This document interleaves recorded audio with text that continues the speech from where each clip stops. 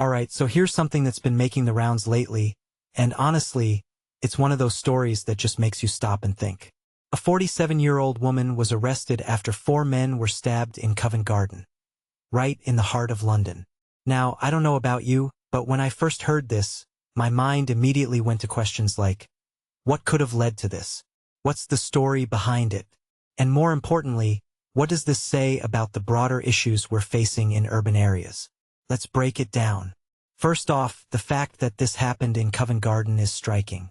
Personally, I think this is one of those places that's usually buzzing with tourists, street performers, and locals. It's not exactly the first spot that comes to mind when you think of a violent incident. What makes this really interesting is how it challenges our assumptions about safety in public spaces.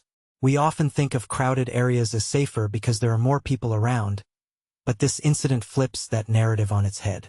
It's a reminder that danger can happen anywhere, and that's a sobering thought.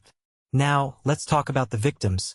4 men aged 34, 39, 42, and 52.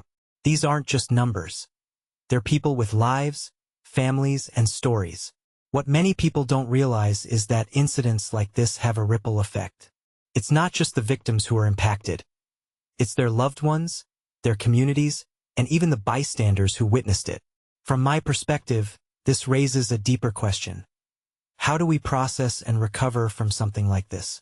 It's not just about physical injuries, it's about the psychological toll it takes. The woman was arrested on suspicion of possession of an offensive weapon and assault. Here's where things get even more complex. In my opinion, this isn't just a story about a stabbing. It's a story about the circumstances that lead someone to commit such an act. What drove her to this point? Was it a moment of rage, desperation, or something else entirely? If you take a step back and think about it, this could be a symptom of larger societal issues, mental health, inequality, or even the pressures of living in a fast-paced city like London. It's easy to label someone as a perpetrator, but understanding the why behind their actions is crucial if we want to prevent similar incidents in the future. One detail I find fascinating is the response from the emergency services. The London Air Ambulance landing in Trafalgar Square, right in the middle of one of London's most iconic locations, is a powerful image. It's a reminder of how quickly things can escalate and how prepared, or unprepared, we are to handle such situations. What this really suggests is that while we have systems in place to respond to emergencies, the real challenge is preventing them from happening in the first place. Crowds looking on as this unfolded must have felt surreal, almost like something out of a movie. But this wasn't fiction. It was real life, and that's what makes it so unsettling.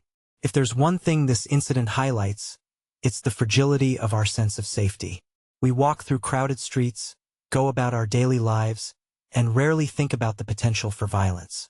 But this event forces us to confront that reality. Personally, I think it's a wake-up call to pay more attention to the underlying issues that contribute to such acts.